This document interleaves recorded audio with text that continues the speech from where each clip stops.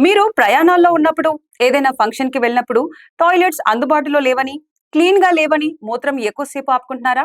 ఇలా మూత్రం ఎక్కువసేపు ఆపుకోవడం ప్రాణానికి ప్రమాదమని మీకు తెలుసా? అవునండి. రీసెంట్‌గా ఒక మహిళ మూత్రం ఎక్కువసేపు ఆపుకోవడం వల్ల తన ప్రాణాలు కోల్పోయింది. ఇలా మూత్రం ఆపుకోవడం వల్ల యూరిన్ ఇన్ఫెక్షన్ వచ్చింది. అదే ఇన్ఫెక్షన్ బ్లడ్‌లోకి వెళ్లి చివరికి తన ప్రాణాలు కోల్పోవడం జరిగింది.